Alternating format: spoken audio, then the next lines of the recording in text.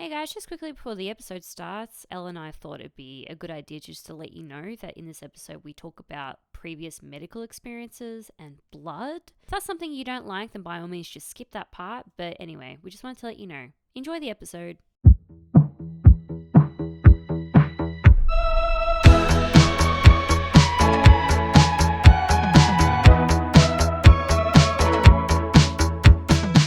Hello and welcome back to Daydream Believers with Elle and Elle.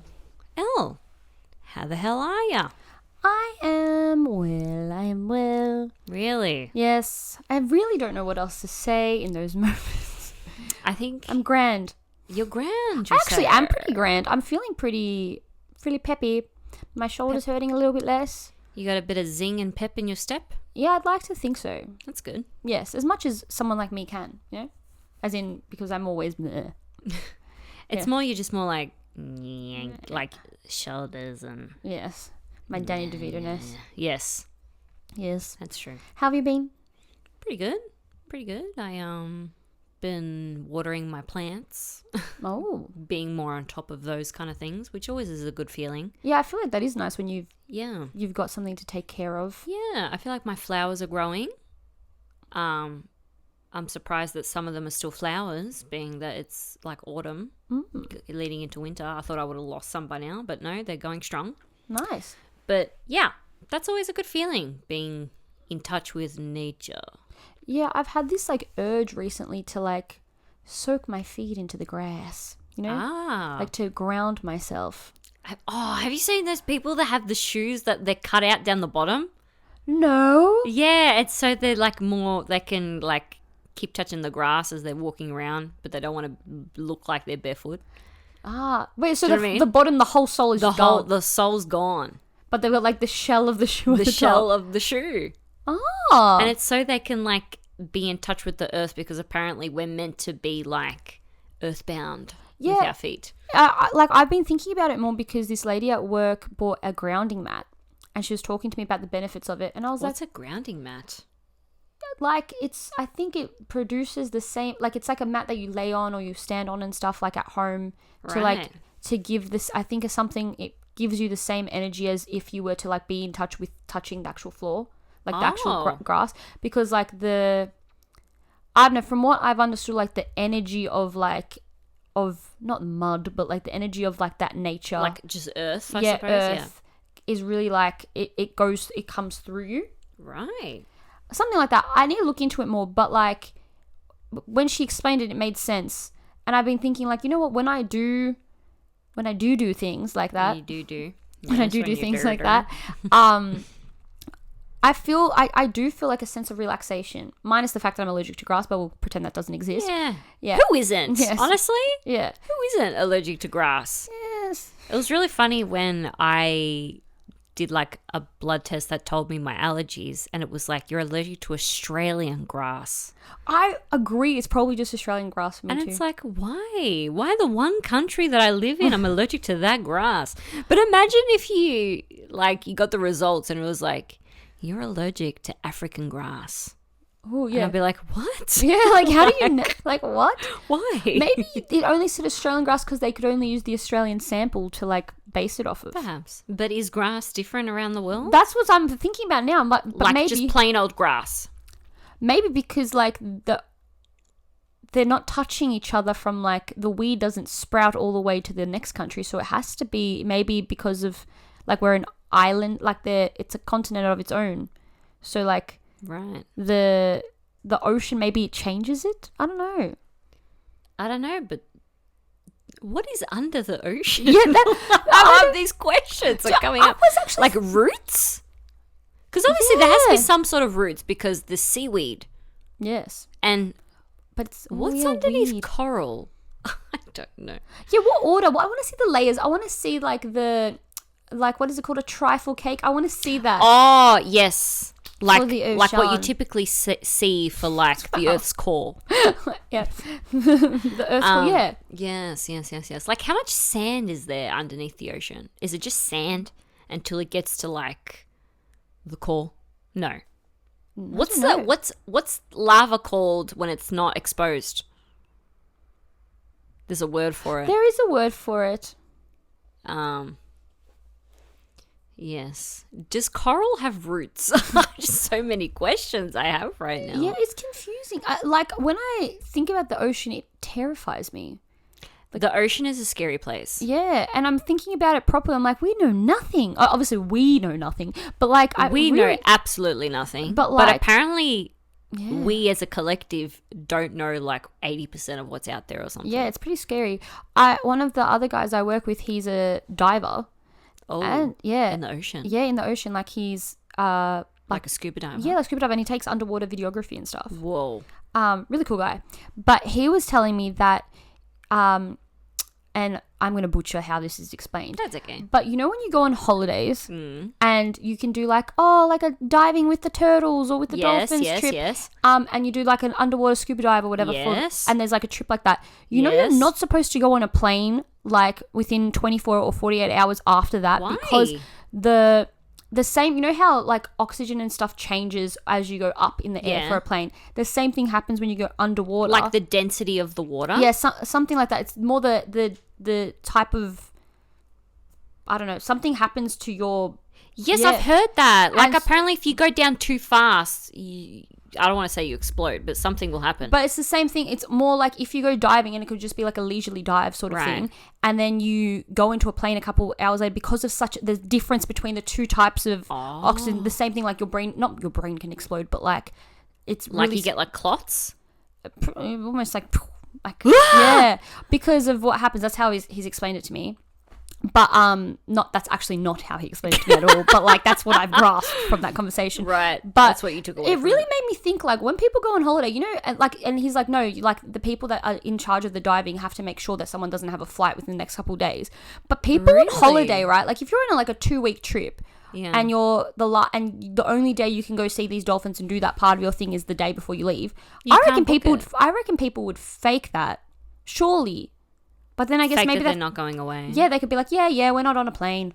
Wow. I reckon, but I haven't heard any stories on the news of people's heads exploding in the airplane. But due to going in the ocean and then going in the plane. Yeah, but it also makes sense why when you sign like those little immigration cards, sometimes it asks you, have you ever done these things, this? Or when you do your travel insurance, it's like, are you going to be planning to go underwater diving, or are you going to please? Are there questions like that? For insurance, yeah, because some things are not covered if you do those things. You should. I don't remember ever answering a question like that.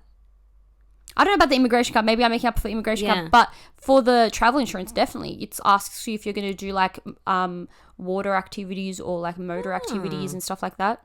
Because you either have to get another level of insurance for it. Right. Yeah, it's very interesting. Wow. Again, I don't remember doing it. Maybe because I've always gotten my insurance through my credit card. I just read the little thingies all the time because I'm always paranoid. I'm like, because I do the same thing. I get my complimentary travel insurance, but then I like thoroughly read through the thing to be like, what happens, especially after COVID. I'm like making sure that it includes all those things for me. Right. But then I don't do, because of obviously my POTS, I don't really do any I'm not a water girly anyway. No, none of us are. No, I'm not. Yeah. I think I have the idea of things sound very fun. Yes, but no. I feel like I'm the statistic, Elle. Oh, what statistic? If something bad can go wrong and it's something like that, it's me. Like that is if it's 1% chance that this could happen, I'm in the 1%. Nothing has ever happened to me like that before, or actually in one circumstance when I nearly died. But yes, I feel like that could happen to me. Mm-hmm. Do I need to tell you about the time that I nearly died? Yeah, I think so, because I'm like, have I forgotten something? Yes, you may have. It was when I got my tonsils out and I nearly died because of it. No. What? I don't think you've told me that. You don't know this story? No. Oh, Elle, buckle in. I was 14. Wow. Were you 14 when you got I was 4 when I got my tonsils taken out. Yeah, and they don't actually let people in their teens get their tonsils out anymore these days. Whoa. Apparently.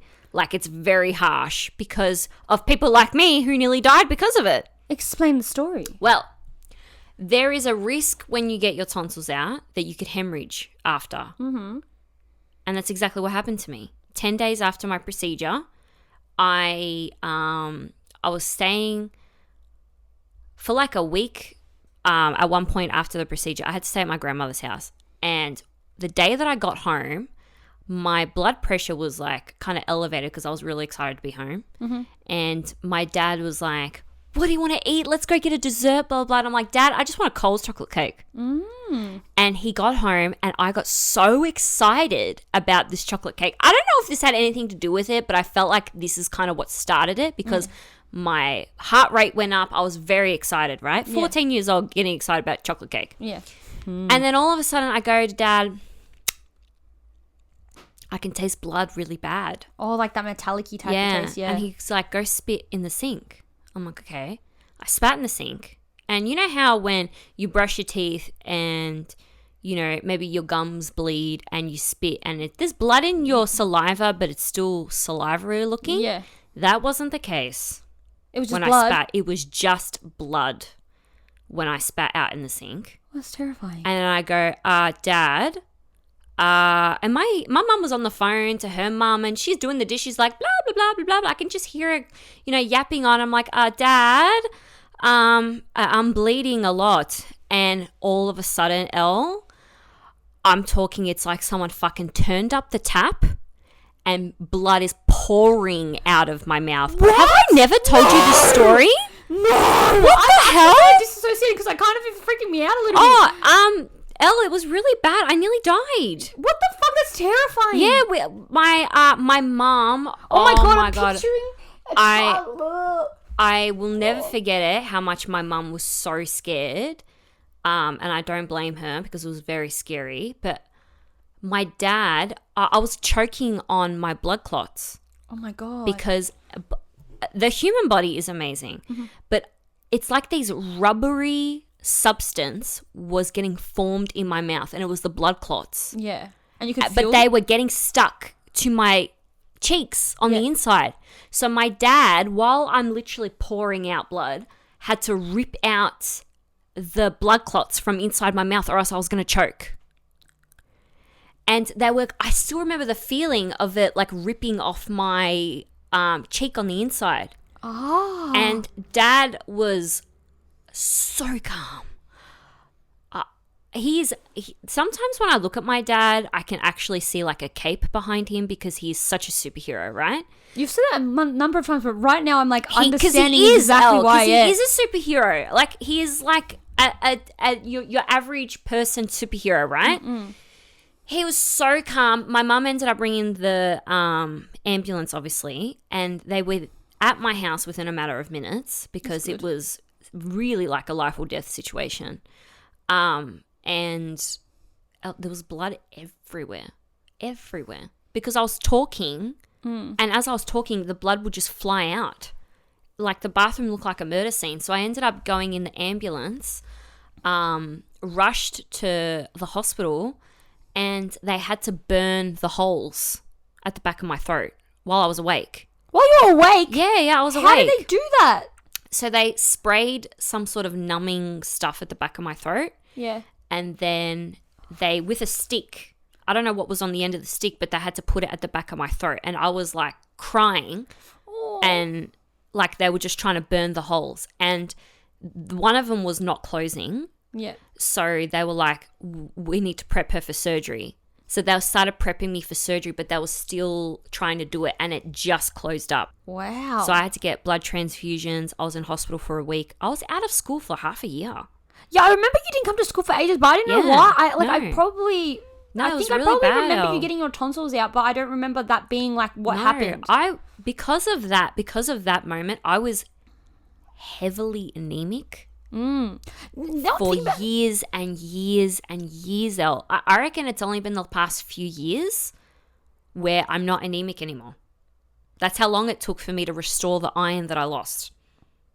Wow, because now I think about it, I do remember from like year 8, year 9-ish onwards, it was obvious you were anemic because I was horrible. I couldn't do anything for that year. Like I was out of it, Elle. Absolutely out of it. But I lost so much blood. Like it was awful. I'm just picturing this, even the amount of like, that's like a horror movie when there's just a blood capsule that's broken in someone's mouth. Yeah, but that's like real. It was that and worse. Yeah, I can like. Oh, It was horrible. It was absolutely horrible. I was already pretty thin. Yeah. As a teenager, but I became so skinny.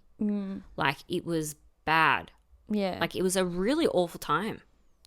But I was out of school for a really long time because I couldn't even walk for a period of time. Yeah. What the fuck? Yeah. That is terrifying. Yeah. The recovery after they burn those things. Yeah. What's like your recovery process after? So I had to stay in hospital for a week because I had to have blood transfusions. Yeah. Because I lost so much blood. I don't remember what else that they had to do because I was pretty young, Elle. Like, I was only 14. And they weren't exactly telling me what they were going to do. Yeah. They were telling my mum and my dad, So I remember, like, I had to be on the drip for a week. Yeah. So I wasn't able to go home for that reason. I couldn't really walk. I needed help to go to the bathroom. Yeah. I was just so weak. I remember my poop was, like, green. Oh. From the iron, did they get you? Yeah, I had to have iron because every time I infusions. take iron tablets, it's always it changes up. Yeah, the it changes colours. your poop. Yeah. So I oh my God, it was awful. If I think my heartbeat started racing while I was telling you that story because I still remember how scared my body was. Yeah, that is petrifying. Yeah, and if I think about it too much, I'll start crying because I remember my younger brother. So if I was 14, he was 9. Oh. And he was bawling his eyes out. Like, because he wasn't home when it started. Him and my older brother, my older brother used to do judo at the time. So Dean went with him to go and watch him play judo with his friends. Yeah. And then my mum rang him and was like, you need to, like, there's an emergency happening. Elle's going to the hospital. So they raced home apparently and they got home. I'm going to start crying. Yeah. Because it's such a... I hate thinking about it, but I remember the paramedics and my dad were carrying me to the ambulance, and that's when they got home. And Dean saw me, and I was covered in blood, and he just started fucking bawling his eyes out because he thought I was dying, obviously. Yeah. And that sits with me, that memory. Like, that was really freaky. That's really, really scary. It's a wonder like how one person's like that, you being that 1% situation of that thing, that's so impactful for your life and like your trauma, but then your parents' trauma and then your brother's trauma, like it impacts things that happen in people's lives. It impacts so much more than the person going through it. It's actually... Yeah, and that's petrifying. It impacted my older brother. It impacted his friends. Yeah. Because they had to come home and see me like that as well. Yeah, shit. And, we were pretty tight-knit at that time, so I was pretty tight with his friends as well. But, they helped Jono, like, clean up the bathroom. Oh like, my God, because my blood was everywhere. Oh. It was everywhere. Yeah, just really freaky. Really, really, really, really freaky. But anyway, that's why I feel like I am part of the statistic because I have been in the past. Yeah, of course. And I just feel like I'm just better off not doing it. I'm fine with not doing it. Oh yeah, scuba diving. Yeah, scuba diving. I was like, what? Yeah. Oh man. Yeah. Far out, Elle. I can't believe I've never told you that. Yeah, and you know what? Like, we went to school, the same school, so I remember you not being at school for a period of time and something being the case. I don't know why I didn't think it was that. Yeah. Like, I don't remember that part of a story at all. Maybe I remember you being unwell. Yeah. But I don't remember that No, it was at all. super bad, man. That's very terrible. bad. Isn't it scary to think about, like, when there's always like that case, or even in a TV show, they're like, yes, that kid, like, he sold his kidney on the black market and that's why he's not at school for the next like 6 months. Like, that's your story, like that, that mysterious, like, why isn't she at school? Why isn't she at school? Yeah. Mm-hmm. Wow.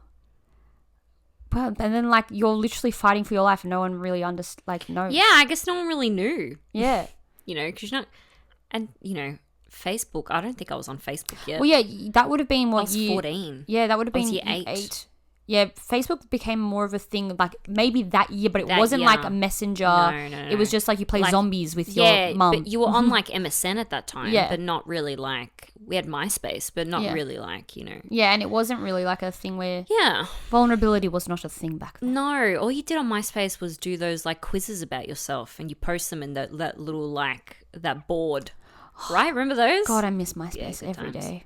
Yeah. Every day. Every goddamn every goddamn day. Oh, Oh, gosh, that's intense. Yeah. Yeah. Holy Wow. shit. I can't believe I've never told you. Like the severity of the situation. That's actually important for people to know because I don't think people understand. Like when I was a kid getting my tonsils taken out, obviously when you're a kid, like a 4-year-old, it may be obviously different circumstances. And I feel like it's actually apparently. Yeah. Look, I haven't spoken about it with the doctor, but from what I've been hearing of people around me who have kids and have to look at getting their kids' tonsils out, it is a lot stricter on who actually can get their tonsils out now. yeah, wow. But I had tonsillitis. I constantly had tonsillitis. That's why I had to get it taken out. As a teenager, I constantly had tonsillitis. Yeah, because I know a few adults that have had it taken out in the last, like, in their mid-20s. Yeah. But, like, they're the only ones I know in their mid-20s. Yeah. But, Well, apparently, the older you are, the risk is higher. Yeah. Yeah, and I don't know why, I'm not a scientist. I don't know biology. It wasn't a good subject for me. Yes. So, I don't know. But interesting. I remember at the time, my parents had to sign something that said that this is risk. Yeah. But you don't think it's ever going to happen to you. Yeah, but it does happen to someone. It happens. It's on the list for a reason. Yeah. Wow.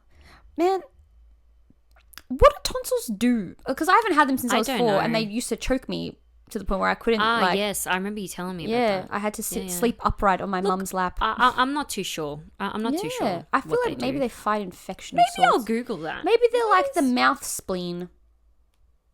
Because what did the spleen do again? Fight infection? No. No, it was Is that the something appendix? about like I don't know what these things do. wasn't it like a filter Oh, yes. of some filter. kind? What do tonsils do? Tonsils are part of the body's immune system located at the back of the throat, and they help fight off infections. Oh, yeah, for fighting off infections. They are the first line of defense, basically. Interesting. Makes so much sense why I get sick all the time since I haven't had them. I don't get sick very often. I've only gotten sick since I've had a kid because he brings home everything from daycare. Yeah. Do you know what I mean? But before that, I never really got sick. I get sick from everything. Oh. Think about it. Every time your son gets sick, You end up sick. I'm sick. and you don't really see him And that even much. if I don't see him, I'm like, I probably caught it through the just The the air. wind passed through to me. Wow. Yeah. Yeah. Super interesting. Yeah, very much so. Haven't you had any kind of weird medical things like that are a bit more drastic, haven't they? Besides your normal everyday things. So you talk about the statistic of that Yeah. kind of thing, where I am the statistic of if something's going to happen in an everyday life, it somehow just happens to me. Like last week when I said I went on my holiday, I got bitten by a spider. Oh, yeah, you did too. I've had a stiff neck for 4 weeks, everyone. 4 weeks. Stop taking Viagra because it's going to keep getting stuck in your neck. And you have a stiff neck for hours, I thank you. Right, guys. Please, someone get our jokes. But only just random things. Yeah. But I've got a lot of coincidences in life.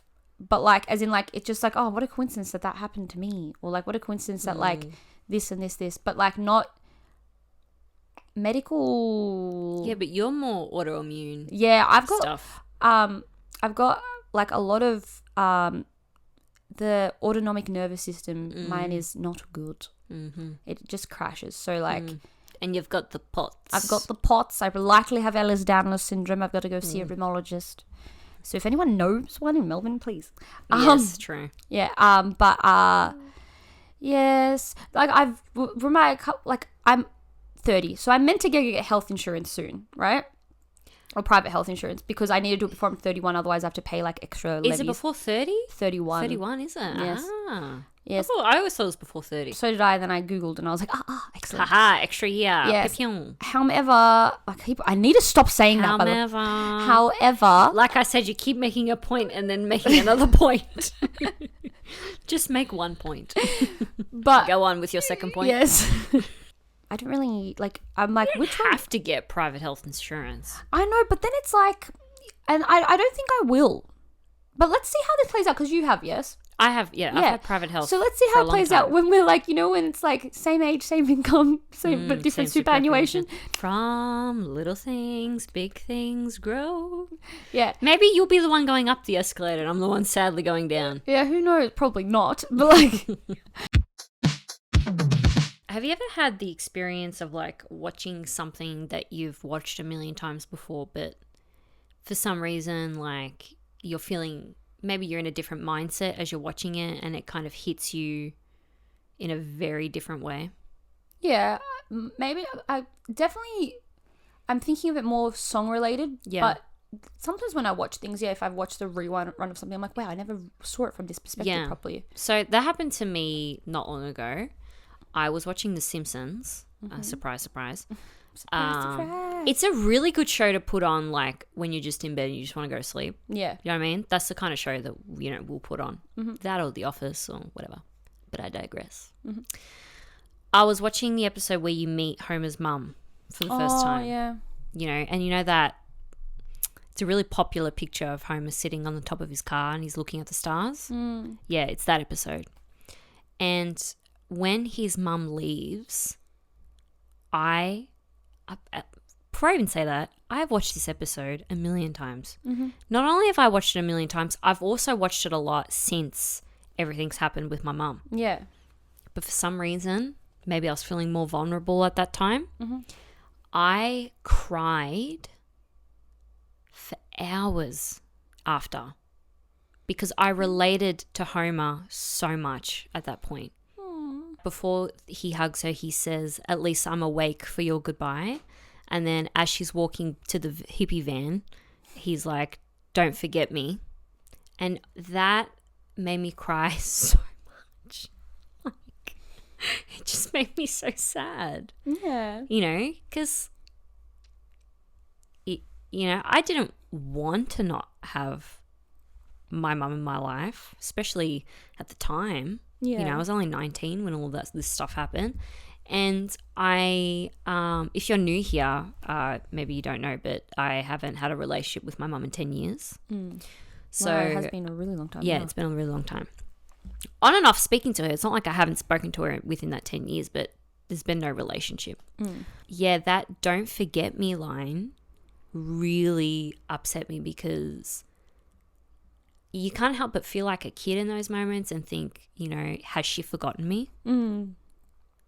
Yeah, like it's hard to, like, obviously I'm not in that position, but like from what I can feel of like what you or Homer would be going through is like, it's, that like there's a part of you that knows that she does know who you are, but like has she forgotten like why, like that the things that I still think about. Yeah. Like the memories that we had together.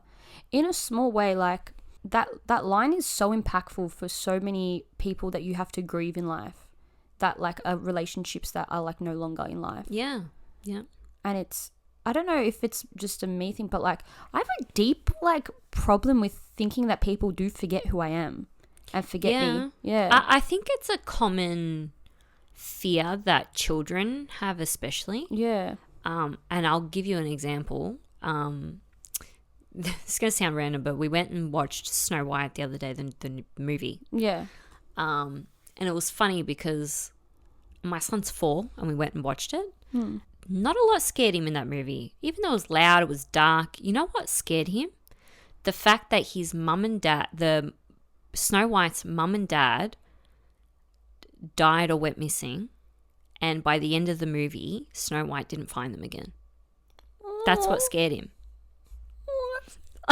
Stop. Because I don't think I've ever thought about it, Snow White. I forget that she doesn't have like a people's. Well, that's a lot of Disney movies. Yeah. Look at Bambi, damn it. He's so thoughtful. He's so thoughtful. And he was like, where's the dad? Why isn't the dad coming back? And where's the mum? And I think he understood the mum had died. But he was like, and he said this to me during like the credits of the movie. This is the last thing that I expected, by the way, for him to have picked up on this. Yeah. I thought might be a bit scared of other things. Yeah. Like, the darkness and the loudness of it. Yeah. Because it's live action, so it's not like live action. action. Yeah. It was live action. but he was like, why isn't her mummy and daddy back? And he goes, what if that happened to my mummy and daddy? Oh, he said it in the movie. Yeah, he said it during the credits, and he was worried about it at the end. Yeah.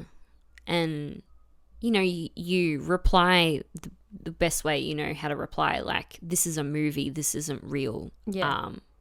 What happened to Snow White is a story.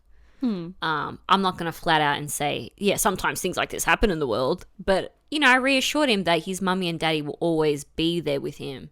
And this is in the fucking movie, by the way. Yeah. I'm saying all this to him, like in the credits, like we're walking out and I'm like, mummy and daddy, even if we're not around and if you're at school or you're with Yampapu, or if mummy and daddy are not around, we're in your heart. Like, we're with you all the time. Yeah. Even if I'm not standing right next to you. This Yeah. is what I'm saying to him. And he's like, you're in my heart, mummy. And like, he understood. He understood what I was saying. Yeah. The one thing that boy's got, it's emotional intelligence. It's crazy. He's a sweetie pie. But yeah, so to go back to what we were saying, yes, I think it's a fear that kids have, that the people that they love will go missing, or and they won't know where they are, which kind of goes hand in hand with being forgotten. Yeah. It is very that's so such a impactful thing to look at in that movie. Yeah. Wow. It's the most interesting thing that's what he took away from the movie. It wasn't that there were dwarves. It wasn't that you know, the queen was bad. Yeah. It wasn't that the movie was bad. I'm just was kidding, it because bad? it wasn't great. It was okay, but I wouldn't see it again. Yeah. Yeah, it was just that. That's what he took away from it, that the dad didn't come back. It is interesting because I think about in movies when I was younger and even now, I do tend to like question those things from like, but where did they go? Yeah.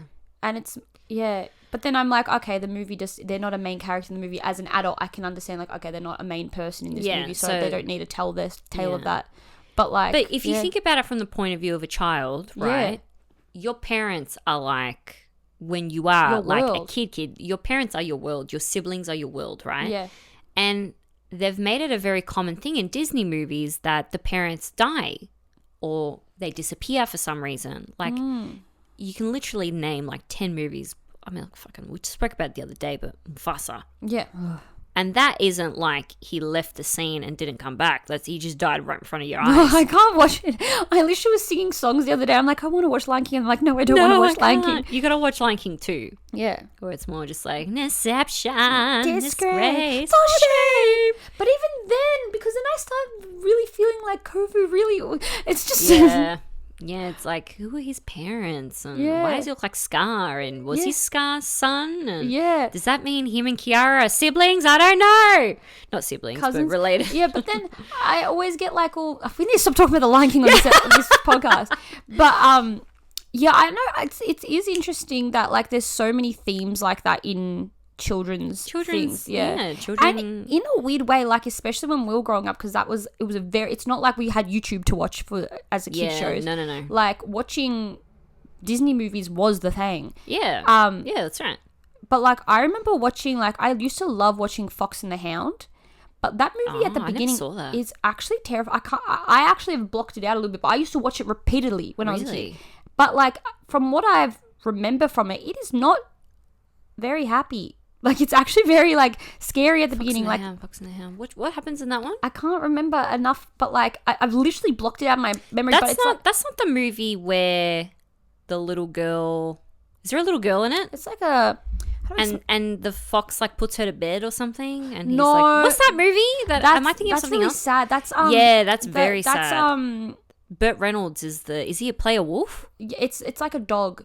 All dogs go to heaven or something like Okay, that. I'm thinking of something That's a completely really different. sad movie too. Yeah, it's a sad No, sad Fox and the Hound movie. is like it's like this lady, she gives away, I don't know, it's like a, I have to rewatch it and explain to you, but I'm not going to rewatch it because I've literally tried to erase it. But I think that movie has, like, if I didn't already from my actual life later on in life have like abandonment and like a bit of betrayal issues, I feel like that those movies kind of like Fox and the Hound, or even just watching like Lady and the Tramp and Scamper being like Yeah. to the side and Yeah. they all like showed me how to access emotions in a lovely way, but also I think at an age where like it kind of it brought those emotions to like, especially maybe for me because I'm someone that's extra emotional, Yeah. that it kind of had a good influence because I'm emotionally intelligent, Yeah. but a negative influence of how Like it kind of enforced those yeah, fears it and enforced stuff. those things. And I started, before actual things started happening to me in life, like actual like traumatic things happened to me more in my teenage years, my childhood years were still spent grieving life in a way like that was like Disney Channel related. Right. Like I would look at life from those perspectives. Yeah. And it kind of like, I like similar to Mario, like similar to your son, like I probably wouldn't have been that in depth at 4 years old, but I do remember like how we all know from, if you have listened to the podcast before, The Green Mile is a movie I watched when I was and that age. That is a deep motherfucking movie. Yeah, right? So also, why... read the book. It's fantastic. Yeah, Go on. but Green Mile, and I remember the themes of that movie, and I remember thinking, but why are they being like I remember feeling such empathy for him, like the man. John Coffey, yeah, but not the drink. And I remember thinking like, but he just feels everyone's emotions, like he just, he does. And I remember being like, oh, like I feel like that sometimes too, and I related to that at like what 5 years old. I remember relating to that and being like, I can feel those feelings, like I can, and then it set me up to constantly being like I like kind of put myself in that position of feeling like that's my role, is to heal, is to help other people in that way, to a point where kind of like it's okay for me to be like in the shadows of other people's emotions. Right. And I remember like as a kid I always was like, oh no, my friend is sad, I need to like be there for them. But then if I was sad I had to kind of keep it to myself, and I literally just like mimicked that movie. And then it's way too complex. It's too much of a complex idea for a child to handle. Yeah. And you obviously took it pretty innocently. Like you needed to help others. Yeah. Right? The same way that John Coffey helped the dying wife. Yeah. Right? But Was it like, the wife of the warden or something? Yeah. Oh, yeah, something like that. Something like that, There was you just, know? and then there was all this misunderstanding. It was Yeah. All I remember from when I was a kid was like so much misunderstanding. I'm like, everyone. Yeah. And then you look at that as the wider theme of my life. I've always felt so misunderstood. Like John Coffey. Yeah. And I remember as a kid being like, but no one understands him. No one understands why he's doing like. Right. And I remember thinking that and feeling so annoyed at that mean prison guard because I'm like, he's mean. Yeah. And like just feeling like. And it was like I would look at life, and I would, not just that movie, but other movies, I would look at life and base it off of those are those type of people and those are these type of people. Like there's people like that prison guard, and I can tell who those people are. Yeah. And there's people that are like kind and open-minded and are wanting to... Like Tom Hanks's character. And it's like weird to... I don't know. Upon reflection right now, I'm really realizing you forget how... much like Disney or like those movies you watch when you're a kid really impact the way you think. Things impact you. Especially when you're a child, you are a sponge. You are soaking in everything and from the point of view of the child. So it might not be exactly what it means. Yeah. Do you know what I mean? Like in this case, it's kind of exactly what it means. Way too complex ideas for a child to be watching. Yeah, too big of themes. Yeah. But dude, like, it is super important what you show your child at a young age. Yeah. Super important. Like, but, which also makes you think, I'm going to quickly trail off now. Let's not go down the rabbit hole, but it makes you think, like, with these kids watching, like, what I like to call brain rot. Oh, yes. Like stuff on YouTube where it's just like videos that have no story, no nothing. Like, I wonder the impact of that in the future. We don't know yet. Oh yeah, we don't know yet, really. Because like you said, we had to watch stuff with stories and emotions and a start, a middle and an end. You know what I mean? Yeah. That's the kind of stuff we watched when we were kids because that's what was available. Yeah. Whereas a lot of kids these days only have like, sometimes they're just purely educational videos on YouTube or sometimes they're nothing. Yeah. literally like ASMR videos. Yeah. It's more soothing or like Yeah. mindless mindless things like to soothe the brain. But then it also, that makes me think, is that how people are going to learn how to soothe them, to self-soothe? I don't know. I don't know. Kind of, you know what I mean? Also in its own way a bit scary. Because yeah, it's teaching you to disassociate to, 100%, to get your emotional 100%. needs. So I really wonder what the impact of that is going to be on, you know, my son's generation getting older. You know, consuming more mindless media versus what we did, which is obviously we grew up in a time where it was very popular for parents to not even be around. Like, look at Aladdin. He just has no parents. Where are they? Who knows? Where's Jasmine's mum? Who knows? Yes. Not even mentioned. Who? Where? Yes, that's right. Not even mentioned. You know what I mean? Yeah. That's what we grew up in. Toy Story. Where's Andy's dad? No mention. Do you know what I mean? Wow. Why? Like, and obviously, like, it's good to include that stuff in media because the kids that have gone through those stories can feel aligned with who they're watching, right? Because a lot of kids have lost a parent and are only growing up with even maybe just a single parent or a widow, not weirdo, widow. Yeah. You know, it makes those kids feel like more seen. Yeah. But yeah, I'm really curious as to what, you know, that generation of kids is going to grow up to be like. Will they be as emotionally intelligent? Will they think about these kind of complex ideas as much as what we did growing up? Yeah.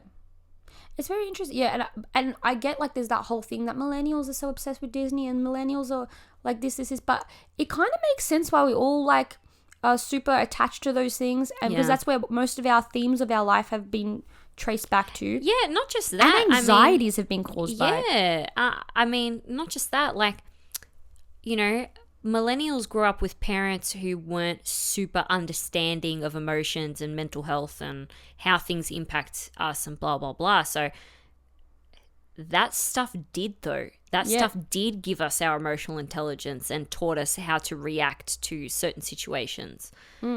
That's probably why we're so reliant on it, because it's like that media is like a parental figure in our lives that we can't let go of.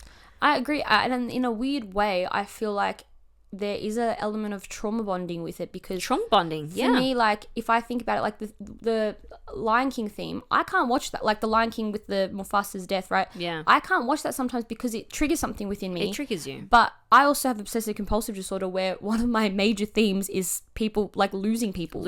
And if I think back to one of the first times I even knew that was a concept, it is from those movies. It's really and it's like, so that initial thought of like, oh my God, those things can happen to me.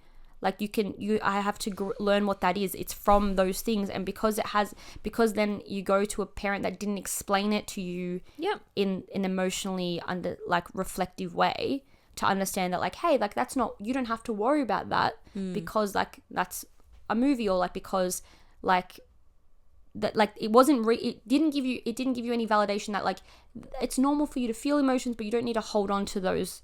And let, like, because I think when I felt an emotion when I was a kid, I might have watched something, I felt an emotion in that thing, and then it stayed with me, and then I would ruminate on like that thought of like, oh my God, but what happens if it like I have to sit there and rethink about, but like if that happened to me, how would I react? How would it be? Like, oh my God, what happens if my mum, this happens to her, or what happens if this happens to this person or this person? And that's the type of like brain chemistry I already had and thinking pattern I already sort of had, but the themes of my thinking were from that media. Yeah. And so like there is a level of trauma bonding because it brings me comfort, while at the same time is like reinforcing my anxieties. Yeah, it kind of fed it. Yeah. It's an interesting... I don't know. Yeah. Very interesting. Media is odd. But yeah, to base off what you originally said with the Simpsons stuff. Yes, it made me cry. Yeah, like it is wonderful how TV or cinema can do that, like or any media really, like where you listen to it once. Art. Yeah. Any form of art, because movie always... making is an art, and so is obviously music making and all that jazz. You can perceive it in any way in which it just depends on what mood you're in as you're watching it, and how, and what you're open to at the time. Yeah, and really like not even just on what angle you're looking at it at, like, but literally like what, like how you're choosing to perceive it in that moment, what you're choosing to pay attention to in that moment. Like maybe every other time you watched it, you were paying attention to like the mum more, or you're paying attention to what Homer was feeling more. I think. Yeah. I think other times I watched it, I would watch it and I'd think, you know, maybe from Homer's mum point of view, but I think from that one, it's like me and Homer were wearing the same shoes at that point. Yeah. We were one person, and I felt his loss. Yeah. And that's what triggered my loss, because I've obviously experienced that in some form. Yeah. And it is a beautiful, in the same way where it can open up those thought patterns. It's a good thing in a way now as adults to like rewatch sometimes and be like, wow, like I obviously needed to get that out today. Yeah. I think it's an excellent thing. Yeah. I think it's an excellent thing that art brings out those emotions within us. And I think they're necessary tools to help us grieve and work through our own traumas, because you might be someone, for example, who just likes to push things down, but a certain piece of art, whatever it may be, brings it out. And that art is telling you that this is something that you have within you. Yeah. So I think it is necessary to have things that evoke those emotions. 100%. Yeah. Yeah, when it brings it to the surface like that, you get the choice to then be like, am I going to, like, it makes you consciously aware of like what you've been actively pushing down. Yeah. And then you get to make the choice of like, am I going to continue doing that, or am I going to at least today acknowledge it? Acknowledge it. And yeah, acknowledge it. And honestly, like like at least in my scenario, every time I acknowledge it, I feel better. 100%. Yeah. I always feel better if I acknowledge things. Yeah. I always feel better if I cry about something. Yeah, same here. And if I haven't cried in a couple weeks, because sometimes that happens, I can feel up the emotion building, and then something pretty insignificant will make me cry. So I know that for me to function and be like kind of on the happier side of life, I need to constantly kind of feel my emotions. I need to have that cry. Yeah. It keeps me like afloat. I think so, same with me.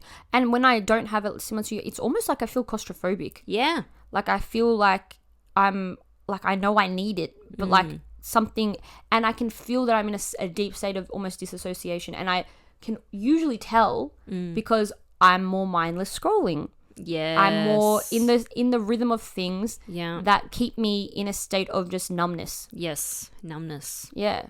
And I'm like, and it's a natural instinct. My natural instinct is to sit on the couch as soon as I've come back home and go like, my fingers automatically go to TikTok or Instagram or Facebook Reels.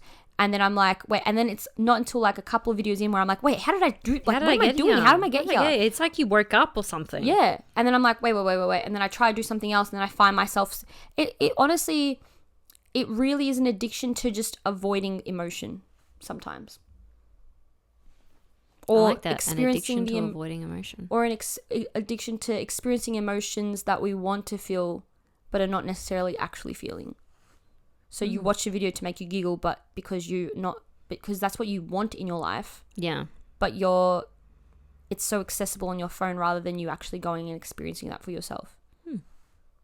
It's like